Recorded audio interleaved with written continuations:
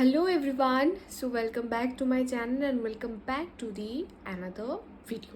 তো এই ভিডিওটা মেইনলি করা হচ্ছে যে আমার এই প্লাস্টার লেগ যেটা তোমরা দেখতে পাচ্ছ, তো আমার অ্যাকচুয়ালি না এই টোটা যে আছে, এই টোটার যে হাড্ডিটা আছে মানে এটা আমার ভেঙেছে। তো আমি কিভাবে আমার টোকে পরিষ্কার রাখি বা বলতে পারো ক্লিন রাখি, সেটাই আমি তোমাদেরকে দেখাবো। তোমরা দেখতে পারছো অ্যাকচুয়ালি আমি কাল ক্লিন করেছি অ্যাকচুয়ালি। তো কিভাবে টো ক্লিন করবে তোমরা, তার জন্য আমি এই ভিডিওটা বানাচ্ছি। আর এই ভিডিওদের এই সিচুয়েশন আছে, কারণ তোমরা যত এই সব জিনিস জায়গাগুলো পরিষ্কার রাখবে ততই ভালো। বিকজ অফ দিস প্লাস্টার আমাদের না ব্লাড সার্কুলেশন খুবই কম হয়, ঠিক আছে? এই জন্য আমাদের কিছু এক্সারসাইজও আছে টোয়ের, যেগুলো আমি করি। তো আমি সেটা তোমাদের সাথে একটা নেক্সট ব্লগে শেয়ার করব। বাট আজকে আমি তোমাদেরকে দেখাবো আমি যখন ওয়াশরুম থেকে আসছি বা আমি কোথাও থেকে আসছি যখন, বা সকালবেলা ঘুম থেকে উঠে আমি টোকে আমি পরিষ্কার করি সেটা। তো প্রথম যেটা করি সেটা হচ্ছে একটা মানে বালতির মধ্যে জল নিয়ে গামছা ভিজাই।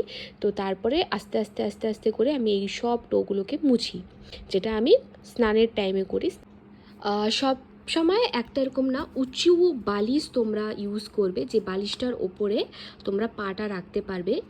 একটা কোনো কিছুর ওপরে যদি তোমরা পাটা রাখো তাহলে সাপোর্টটা ভালো থাকবে, একটা সাপোর্ট থাকবে অ্যাকচুয়ালি। কারণ আমি এই রিলেটেড আরও ভিডিও বানাবো যেখানে আমি আরও সব কিছু ক্লিয়ারলি তোমাদেরকে বলবো। এটা জাস্ট একটা ছোট আমি ভিডিও বানাচ্ছি।